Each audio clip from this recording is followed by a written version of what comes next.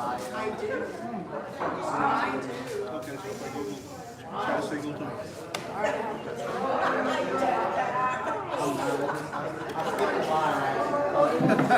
And then I was trying to get one of these ones.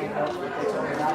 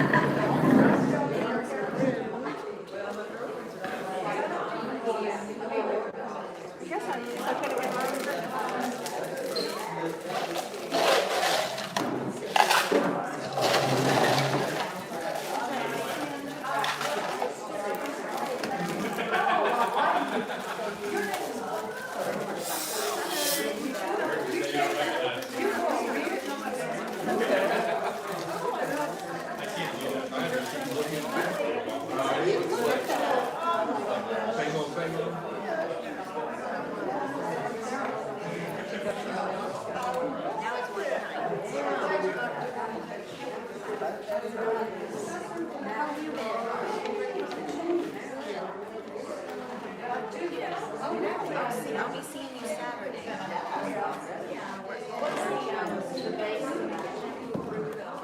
Have a lot more food coming in.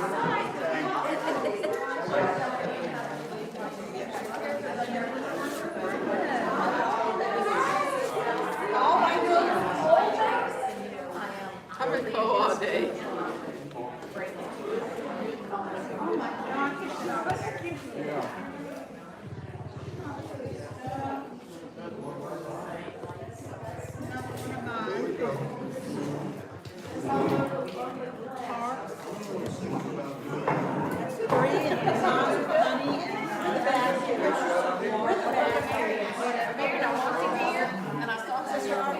This is. Hello again.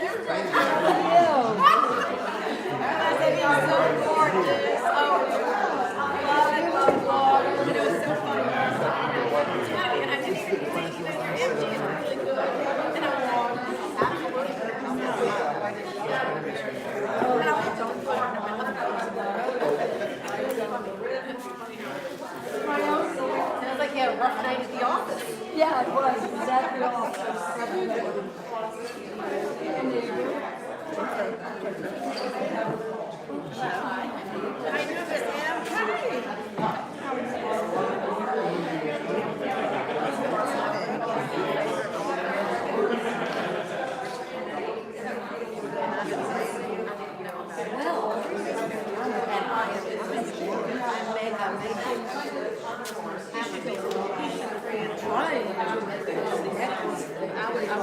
See, that would give you enough time. I would have done the most far out outfit. I gotta sit up first.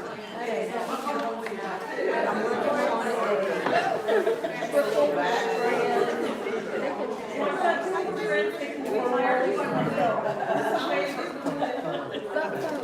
So, and I'm hanging. and he can still live with us. A small piece. And then,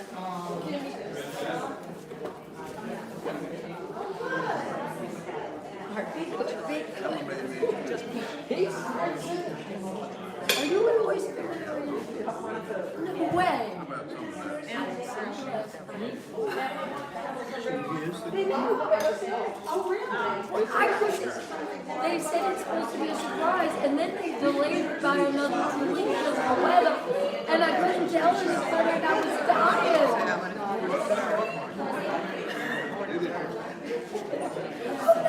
I didn't understand the process, but they were all talking about it last night. Of which member nominated someone. And then it was like, oh, well, wait a minute. A bunch of people nominated the same person, so I think, and they voted. Oh, really? She told me she was impressed. I go, you are, I am.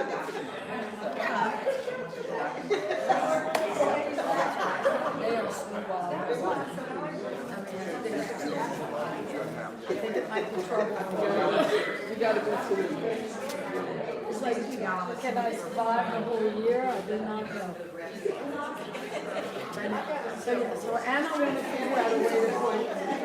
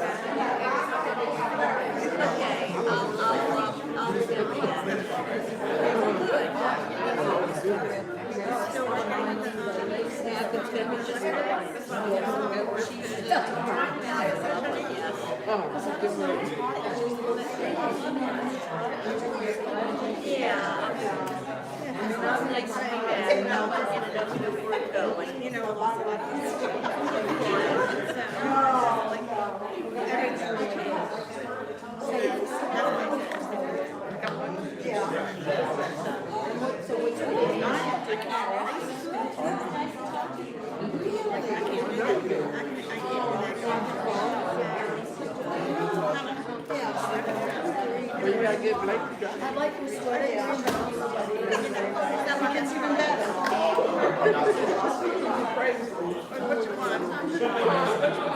Those are good ones, you know? Oh, yeah. Oh, my gosh.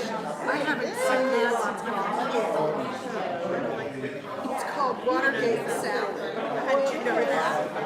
It's called Watergate salad.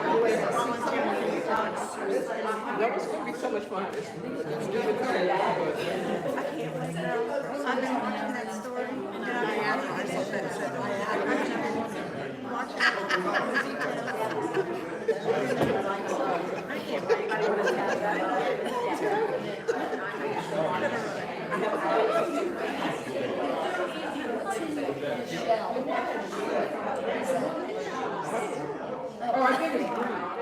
so are you going to do Mardi Gras in New Orleans or here? Well, it's not. You're all just saying. You know what we do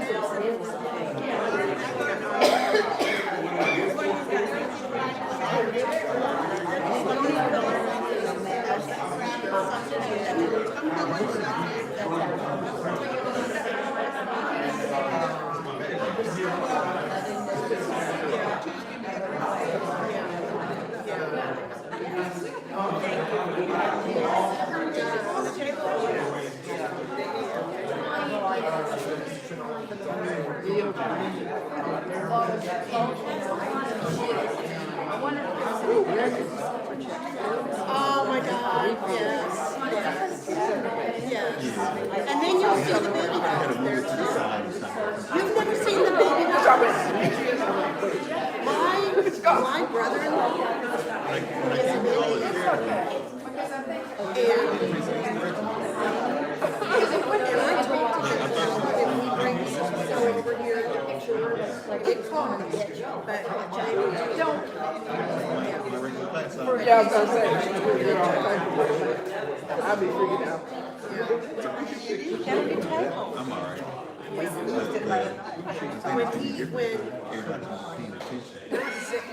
he was the big one, yeah, Ida. They evacuated my house as he was working on But do you teach high school? And yeah, he was working on his suit. You get to look at their phone while you're And worked on his suit while I was like, oh my gosh, I was like right there.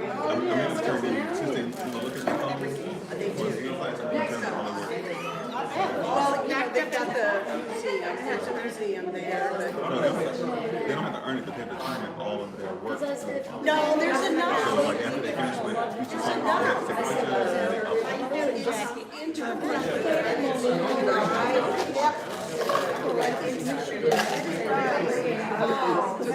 That's all she had to say, only one word.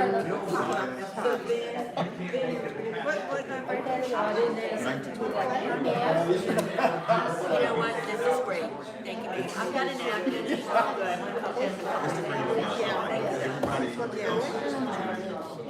She didn't know that he did that. I wish I would have had you for art teacher when I was in high school.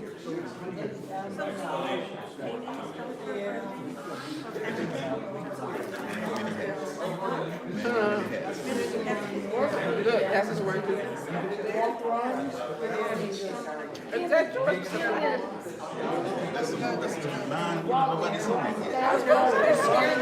They're scaring the kids straight. There's a whole tradition behind all of that. We're going to explain what these are in a minute. Oh, I am so sorry.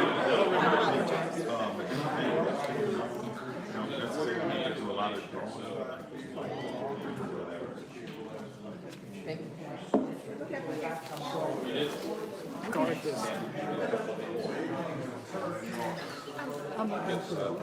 terrible. Oh, put a couple bucks up for you guys. How about this nice big one? This is a good one. I had a little bit of master time.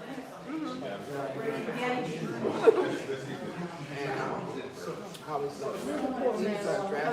And I got I always remember grade school. So cool.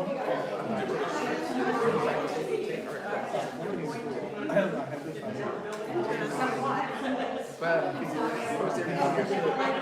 thought it was going to be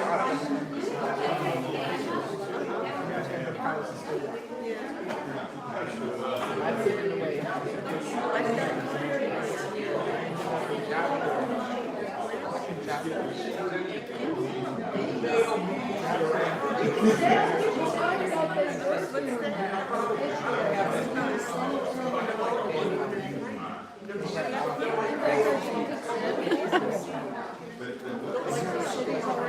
Oh, maybe somebody was saying.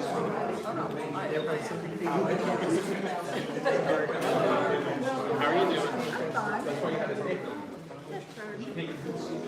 doing? So, again, life happened. So I ended up. Yes. Ended up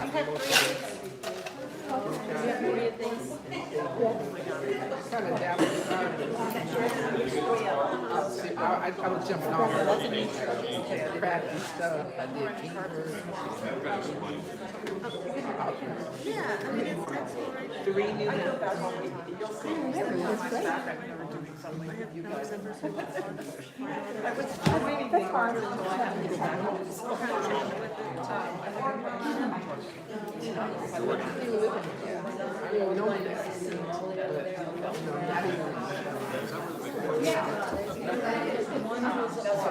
Upstairs was a little better. I'd never done that before. It was interesting because I already knew I was going.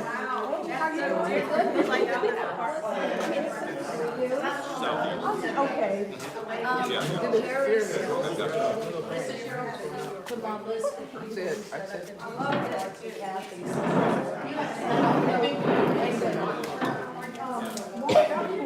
as a little kid, and I hear I was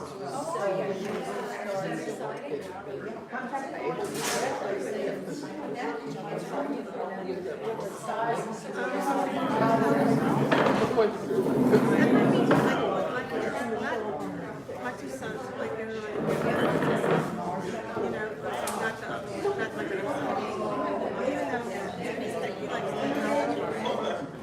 artistic. oh, that's true. And he quit taking he wasn't sure. Does he need a microphone? Hey, good evening. Y'all need a microphone? No. Testing 1, 2, 8, 4. Okay. Before we get started, it's not even time to start yet. Y'all are sitting down, and like this is our living room, which is fine. I want to tell you about an experiment that the Arts is doing, and you are part of that experiment. We are engaging you in the Arts algorithm experiment. You have 3 cards. Your cards have a QR code on it. And what we're asking you to do, the mission, when you leave here, and you have to accept it,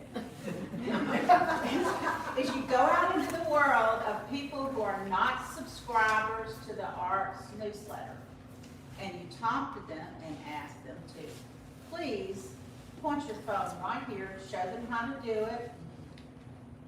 It goes right to our website for them to put in their name and email address. Our goal is to build up our newsletter subscribers so we can build up our participation in our classes. Give them a card and ask them to share it with 3 people. And you'll have 3.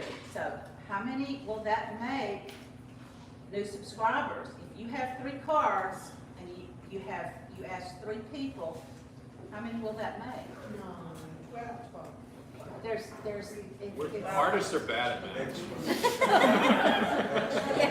Unlimited. it will be exponentially uncountable. How's that? Okay. Well, and if you need more cards, if you want to keep doing this, I mean, if you go out to Cousins or you go to a Lady Gate or any of these bars, turn around and say, hey, do you subscribe? Okay, I need more cards. You need more cards. Now, that's my kind of woman. You go to the breakfast place. I Sunrise. need more cards. Okay. Well, she has all you can need. Yes. Emma, I want to thank you for designing the cards and coming up with this idea. It's really quick though. It's quick, it's cheap, and we're gonna see how it works. We're gonna see how many people subscribe within the next month. Okay. And this will be wonderful. So thank you. Did everybody get a card for free? Okay. Okay. And you're welcome. Yes. Okay. So, Where are they? Where's the stack? it's right there on the table, it's right there.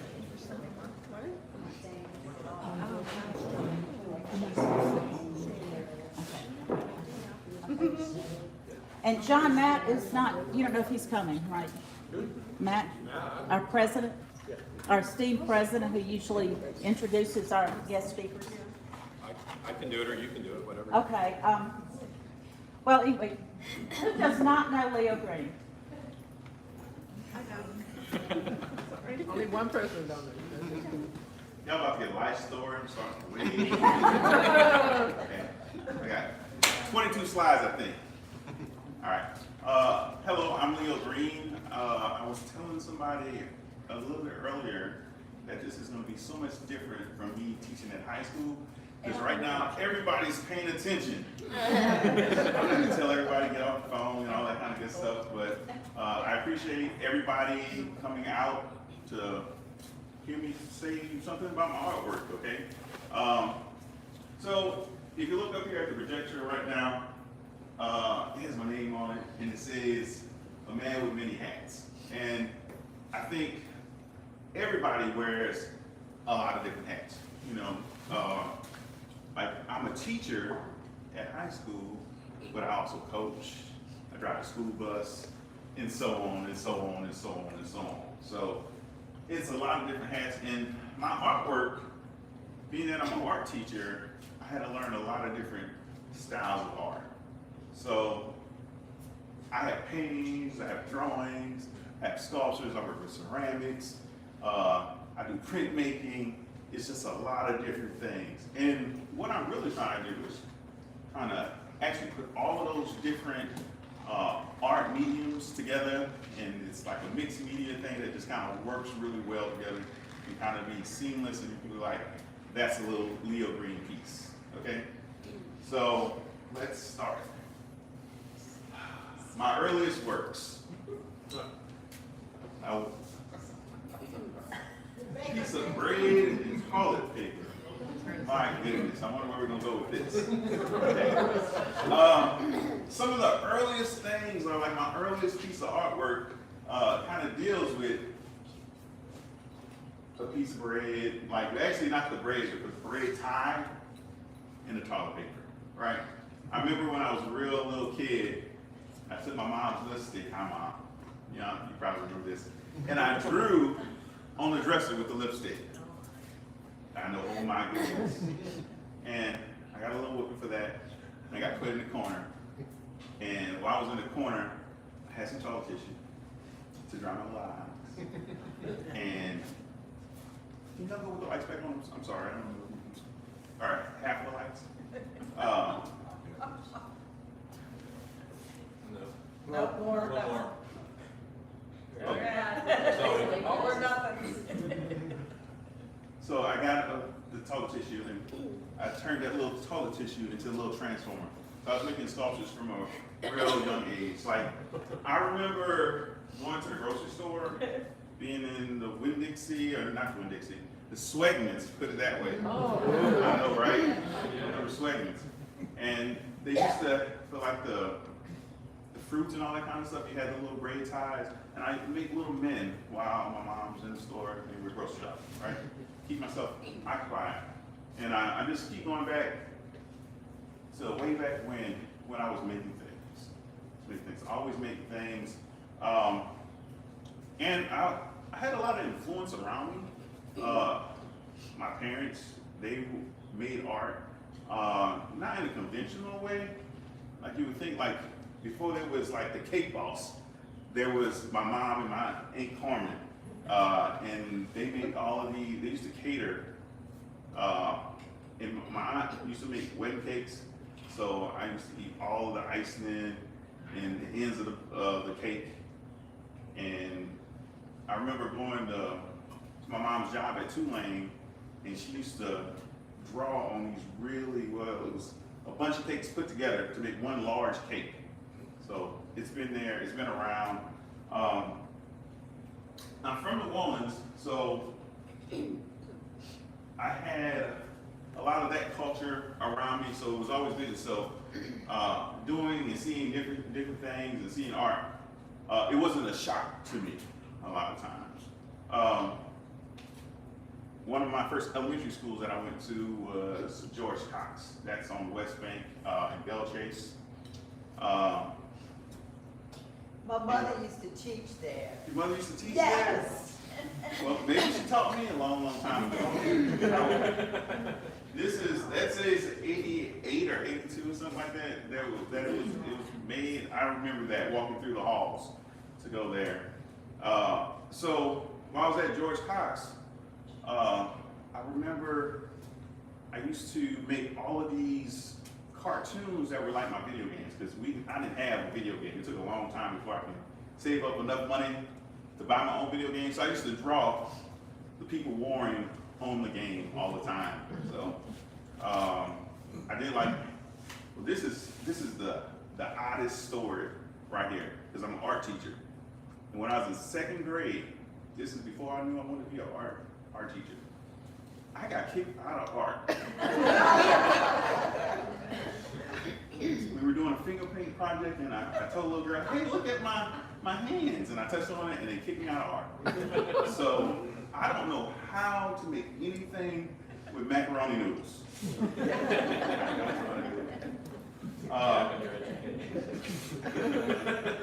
But very ironic that I would become an art teacher. I actually helped design this yearbook cover. Me and one of my friends, we got together. So my experience in junior high with art was you could either go play basketball and go to gym, or you can do art. Basketball or gym and do art. Art never got all the time it could get, but I learned a lot of good things while I was there, and I had it was a gifted and talented program. So I remember drawing my mom, and she said I made her look so old. But I drew her, I drew a cat, I drew some plants. That was just to get into the art class, because they used to take you out of gym. So I would do art, but I like doing art. I felt like I was really good at it. When I moved from New Orleans to Biloxi, I didn't do art for a while. I was real heavy into sports. Like I ran cross country, played basketball, ran track, did all those activities, and I kind of waited a while before I actually did art. Some of you may recognize this person right here. This is Paulette Dove. I want to say this is the year 2001 right here, and back here is one of my pieces that I did. Is a big giant bird made out of aluminum cans. And I didn't necessarily thought my piece in the class was like one of the best pieces. They had another student. He made a bird as well, or the assignment was you had to make a bird out of cans, and he made a Firebird, the car. Looked pretty good. She didn't like that, so I deal with those kind of people now. But I like that kind of creativity with what they can change in the project. So I leave a lot of my projects very open. She was very instrumental into me becoming an art teacher, because, like I said, I was into sports. I was a basketball player. I ran cross country and track. I just had one issue. I wasn't 6'8", and I was a shooting guard who couldn't shoot. So I got to thinking to myself, what am I good at? And it kind of dawned on me like, hey, you can get a scholarship to do art. Hey, let me do that. So I worked really, really hard. That last year, I think I had 3 art classes that last year at school. And I put together a portfolio to show so I can get a scholarship. And I remember going, like the first school I went to was USM. I was like, okay, I'm gonna go to USM, see what they think about my artwork. So I bring my stuff up there. And like in this room right now, that's what the quality of the art looks like, okay? I didn't get that first scholarship at USM. I went to Mississippi Gulf Coast Community College, MGGCC. It was JE when I went. I got an art scholarship, partial, so, and it's mind-boggling to think about what the scholarship was when I first entered school and what it is now. So, and I might even date some people in here, but my first semester at college was $400, okay? And they were complaining about it being $300 before. And when, like, I think currently a semester probably would cost you maybe $6,000. So it's a big jump. So, but I just had to figure out what I was gonna do. And I had some students that asked me, so, Mr. Green, what was your plan B? I was like, I didn't really have a plan B about making art. I was like, I'm gonna do it, and said I'll get pretty good at it. This work right here was my actual first show, and I'm really proud about my first show, because my first show, I got to take over a space, like a whole museum space. Normally, when you have like a graduate show in college, you have your peers with you or whatever, but I didn't have any peers in there, so they let me just go at it. So it was public politics. It was around 2008, it was after elections had happened. In this room, you can kind of pull down on the wires, and it had 30 puppets in there, it was life size, okay? And you may pull a wire and nothing happens, but in the other room, the puppet will be moving. And, Great. this picture right here is kind of showing, illustrating, you can kind of see. If you can't see it, I have a little packet back there you can look through, or we can kind of look at it again. And then also, they had where you can actually fit yourself into the puppet. And it was a stage that I built. And I asked the question, you know, like, what would they be debating about? What do you think these different characters, or what, if you were these different characters, what would you debate about? Kind of going back a little bit, this is hanging up. This work is still around. This is a work that I did when I first kind of started college. I did some printmaking stuff. I teach a lot of printmaking now. And I just seen it when I went to my Aunt Linda's house, and I was like, hey, let me take a picture of this, because this is old. Because I don't have a lot of my work, because during Katrina, a lot of it got taken away from me. Like, I have a lot of the work, but some stuff was just too heavy for me to pick up and put in the attic. And the stuff that was in the attic was like the only stuff that kind of survived. So I'm glad that's still around. Again, this is more stuff that USM, it's a lot skinnier guy in. It shows the puppets, and it shows like a puppet that you can kind of get into. So I thought that was really neat.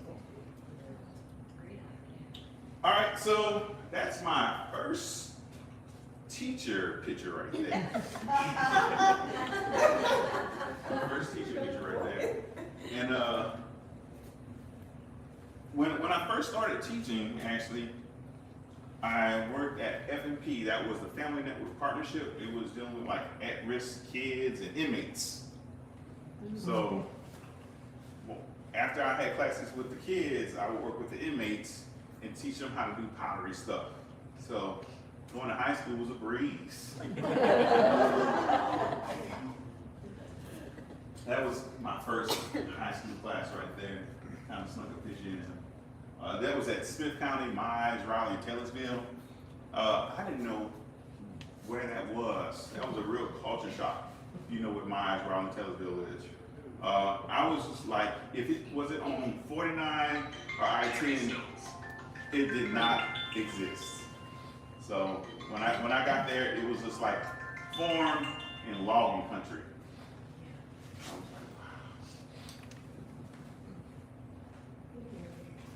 like, wow. They really do get rid of funding for art. So I didn't work at Smith County after 5 years, but it was a blessing in disguise because I still lived in Hattiesburg and I traveled an hour to get to work every day. Wow. Yes. So I got to go back and I lived in Hattiesburg and I would say, hey, this is a good opportunity, but Hattiesburg was kind of tripping a little bit. It was taking a long time to tell me.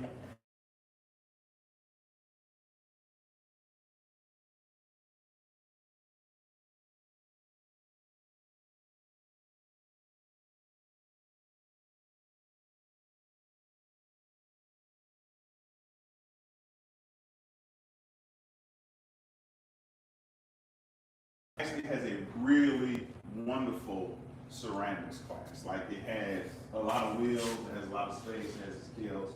So I produced a lot of good work. And just by chance again, right?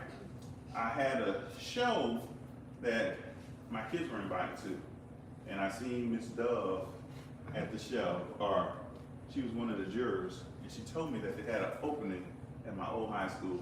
My other art teacher, she was retiring as well. So I got to take over her spot. This is my class in Biloxi High School. They had a project where they had to paint the old newspaper stands so they could put books to deliver for a little delivery library. And this is our football field. That's one of our old coaches. And I'm taking a picture of us practicing that track. So I show those things because that influenced my art a whole lot, okay? And something that happens with a lot of art teachers, I believe, art teachers don't get a chance to really make their own art. So that was a long span of time from when I did that first show from when I actually started showing my work again. Because I have a lot of work, I still made art, still practiced art. I practice art every day, but it wasn't really the art for me. So something else happened. We had COVID happen, okay? And COVID was a curse and it was a blessing, okay? Because it forced me and it forced a lot of other people to kind of light a fire and get some stuff done, okay? Because I've been working, but I haven't had a chance to really work for me. And that's what I wanted to do. I don't know if y'all remember when they had that, nobody could go to casinos, and then they put hope on the boat rides, and then they started writing, they got a little creative. I like that. This is me actually this is actually in Waveland.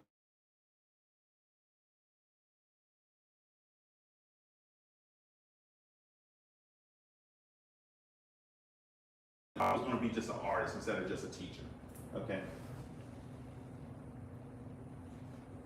So again, pre-COVID, I was making things. Those are some of the pieces. Like I like to do like body casting.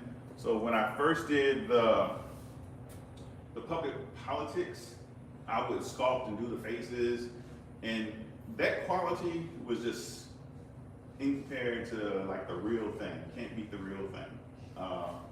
So that's actually my head right there. I had to cover myself in like silicone. It cures pretty fast. I had to have somebody help me, put it on my face and then take it off. But it's a real neat process. And a lot of my work that I noticed, I want it to be multiples of it. I want to produce it so for the masses to have. And a lot of my work has parts to it. A lot of parts. and that's during COVID.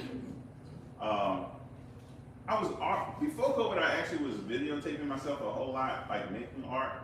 I used to watch this guy named Mark Piesler. He used to do the Imagination Station, and that's why you see the cameras here. Because I said, hey, I'm already doing this. Let's go out and put this on YouTube already. So I'm filming this right now for Leo Green Studios. So if you haven't subscribed, subscribe. I show all of my work that I do like that, okay? That was really enjoyable. Seeing somebody actually wanting to take pictures next to my artwork, that was the first for me right there. Post-COVID, I started doing more shows. So once you start getting your artwork out and somebody sees it, and somebody else likes it and sees it, somebody else likes it and sees it. So this is actually in Pensacola. Look at that guy with a big, like that's the biggest camera setup I've ever seen right there that he's doing. He has it rigged up really nice. And he's videoing and making a commercial that has my art. So what happened with this is, I'm even in the newspaper right here. Somebody's seen my artwork in Mobile, because I have been showing my artwork here, then I went to Mobile and showed my artwork, and somebody else had seen my artwork, and they said, hey, would you like to be a part of this thing right here? And just by word of mouth, I seen it, and I got to be the featured artist for the Juneteenth in Pensacola. It's very nice. If you haven't got a chance to go, hopefully we can get that kind of atmosphere here as well, because this is just as nice as Pensacola. What's that gonna go from there?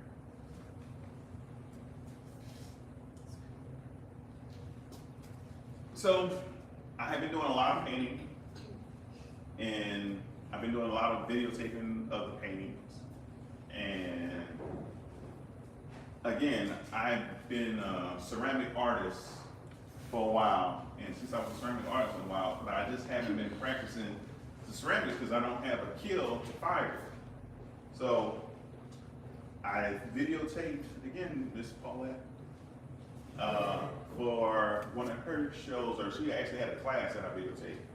And she said, you know, they had other classes there. And myself, I didn't necessarily need a class. I just needed a space to make my work, because my house is really feeling it right now from all the stuff I have, just from the other stuff that I do. So I just needed a space that I can make my stuff in. I started going to the George Orr Museum. It's literally 5 to 10 minute walk for me to get there. And after school, I go there and I make these wonderful arts right here. Somebody asked me the other day, what was my intent behind some of the people?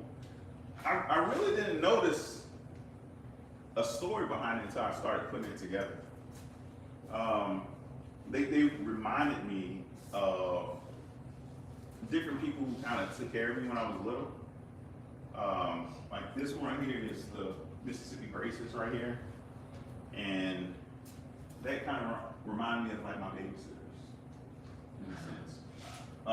With this work, I'm trying to mix painting and sculpture, high relief. When I was young, I was able to go to France and Italy and seen a lot of works there and seen a lot of relief works. And I said I always wanted to kind of do that because it was a real mix between painting and sculpture right there from me. This is Mississippi as well. I like to have the shape of a place. And that shape of a place already has a story behind it. It has a lot of meaning behind it. And what else has a lot of meaning behind it is a face. Like your face has a story, and people, you know, I kind of think of children. Children have an innocent face, and the older you get, the more you have a journey to go through, and that kind of pushes through. So again, I think back to when I was a little kid, and I drew my mom. She said I made her look so old. So And here's some more of those pieces. With these works, I can say this for myself. Like, why did I choose Africa? Why do I choose Mississippi? Why do I choose Louisiana? I made some Alabama, but Alabama's a different story. Okay. Those places I can kind of call home because my mom, she's from Basin Louis. My dad's from New Orleans. I grew up most of my adolescent life in New Orleans, and then I moved to Mississippi. And so I had a tie to that.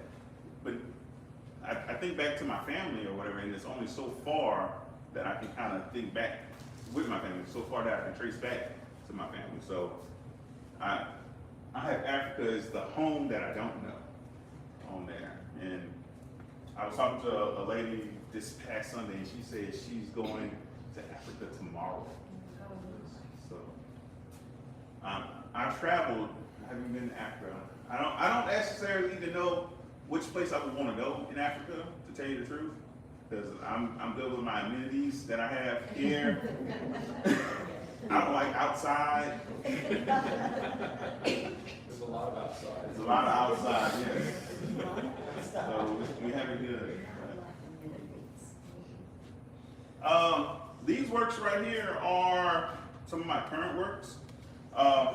They're literally this way, your right, my left. I did these works first. I like working with the face. I like drawing the faces. I have faces over there, faces over there. That is like my kind of go-to.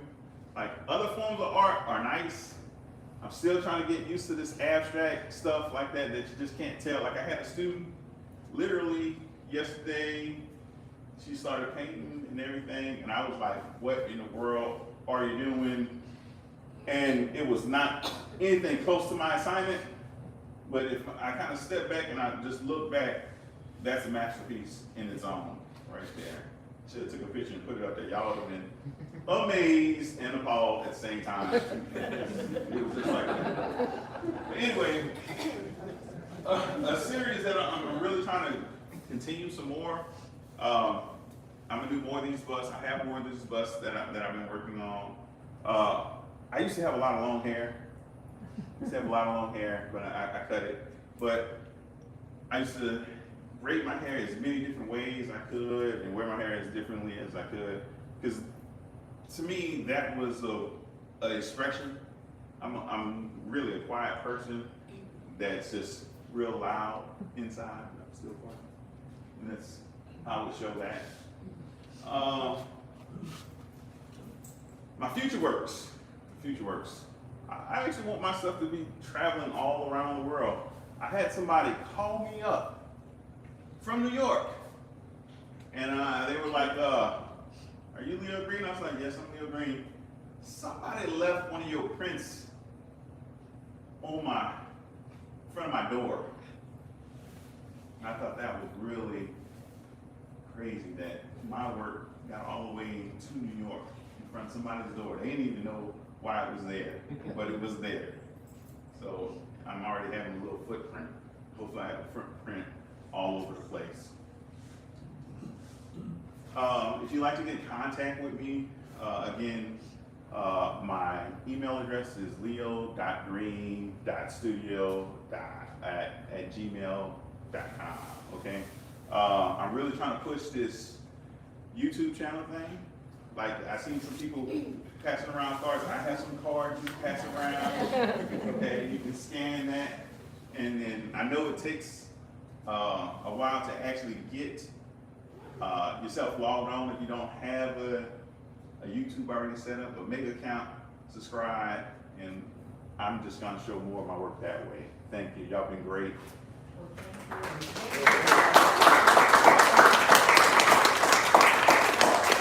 don't know if you have some questions or anything. Yeah, Leo, would you explain a little bit about your process to create those forms? The process to make those forms, okay, not very hard at all, okay? I ball up a piece of newspaper into like a shape of a head, and then I do a lot of stuff from slab. So slab is when you roll your clay out flat, and even if you don't have like a slab roller, you can get like some pieces of wood or a ruler or even a book and maybe like a rolling pin and roll out your slabs, and then around that piece of newspaper or whatever, I form the shape of the head, and I wait till it gets leather hard, and then I cut it out, pull it out, piece it back together, and I can actually start doing a whole lot more of the sculpting process. Because with clay you have to babysit. You have to babysit clay, and it likes to work when it likes to work. So you have to kind of judge and know, hey, it's too soft right now. It's too dry. I didn't wrap it good enough. I like to do a lot of carving in my clay, so when it gets to leather hard, that's my favorite time to work with the clay. I can move it around, I can cut off stuff, I can add stuff still. The hair part, I kind of roll that out.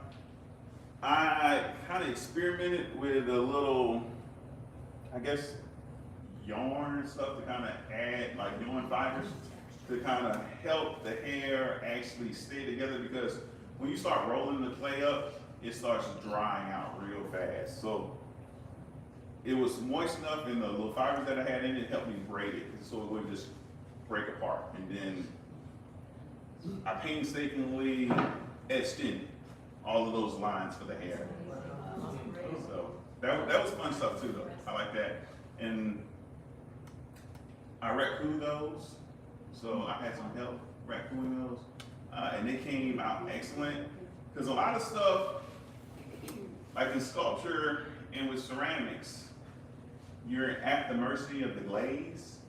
So since you're at the mercy of the glaze, I glazed some things that it was wonderful pieces of artwork, but the glaze ruined them. And that's why they're not hanging up right now.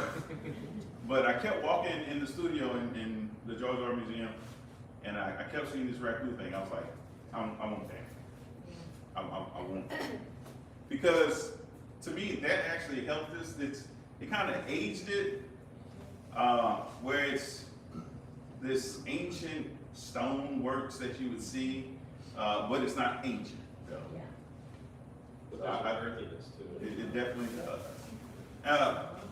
But these are like chrome tinge, these glazes right here. And again, you're at the mercy of what happens.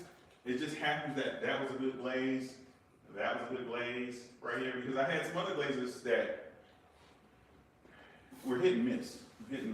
And also too, since I fire in a community like Kill, I get a lot of their chemicals that react differently. So. You make your own glazes? No, I buy a lot of them. I used to make my own glazes like at USM, but I just don't have the facility to make my own glazes like I would like.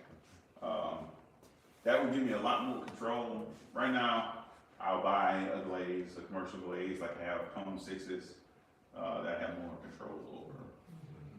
So it's kind of hit and miss on some things.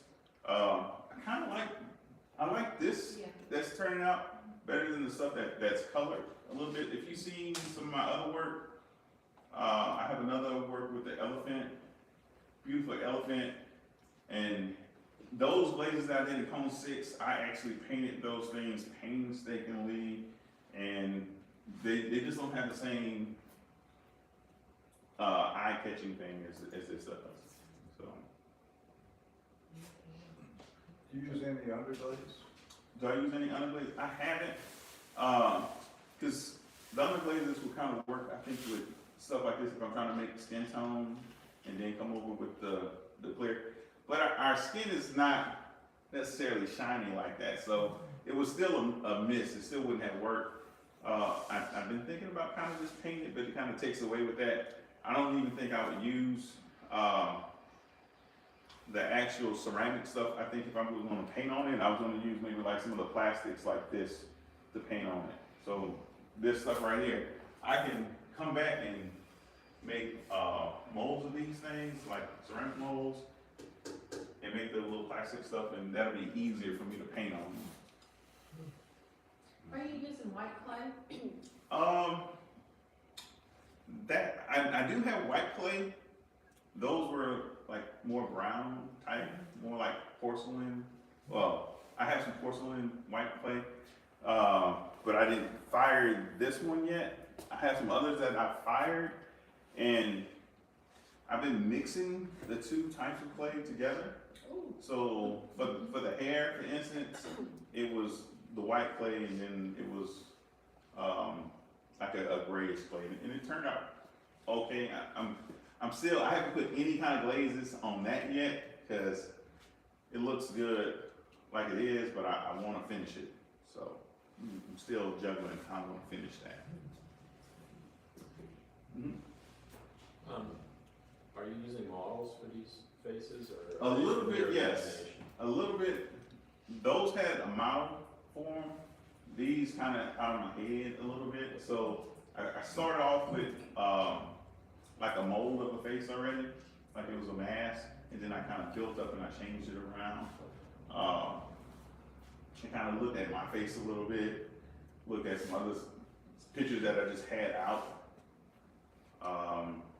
I think if I started using the model, I would be able to make it more even realistic. And the reason it will be realistic is because I'll be over there measuring everything out. Gotcha. Because these are almost that, but I was kind of lazy. I didn't want to measure things out. Yeah.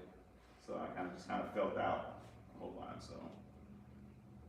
Well, I don't know, I think from my perspective anyway, the sort of imperfection of those is really what makes them interesting. You know, the glaze is kind of earthy and variegated, and then the people's faces are sort of in the same vein. Yes. That, I like when they have like this gaze, this stare. They have a wonder about them. Yeah. And I'm kind of changing some of the wonder because I like to make stuff that's really expressive. Like I like Hellenistic artwork where it has a lot of movement.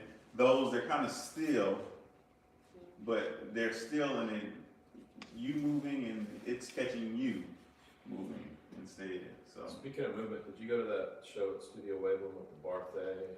yeah, I'm in that. Yeah. Oh, good. Okay. Good. Those things are incredibly the way.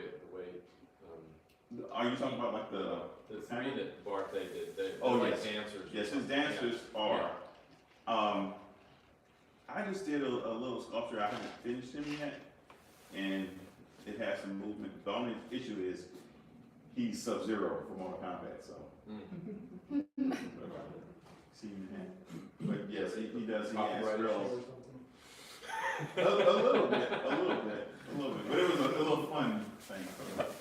So, I have like some figurative stuff. Like I say, I do like even bigger things where I cast people. Like some of the works that you've seen up there, where you had the arrow and the flowers around those models.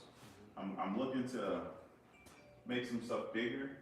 I don't know how big I'll be able to kind of fire. I probably fire in sections and piece it together, but I'm looking forward to it. Anything else? Thank you. The Leo Green Studio, that's the YouTube, you go on YouTube first? You don't necessarily have to go on YouTube. YouTube would be the easiest way to find it because you're already there. Right now, I'm actually, you can probably search me in Google and it will pop up and it'll take you to YouTube. Yeah. Okay. I'll vouch for that, that's how I got there. You vouch for that? For the kids, a lot of stuff with my TikTok, my Instagram, and my Facebook, they have a new thing called Reels. And everybody gets to kind of make up their own art. Like I remember TikTok before it was like really famous or whatever, and it was just a lot of people repeating after each other. But I kind of like it. I don't have a real nice singing voice all the time, So I let the music kind of play as my background as I work, and it kind of keeps me entertained. So you can kind of scroll through any of those reels for a very long time because I have a lot of those. And it's a good way to kind of show or even find other people's artwork. So like I say, since the pandemic, everybody is making content.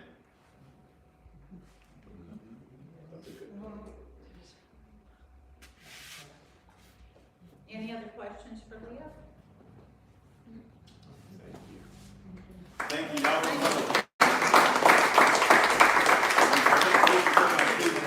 My class looked like tonight. There's a couple of things we want to call your attention to. One of them, John, you may want to speak to this. The board had a retreat, was that a week ago?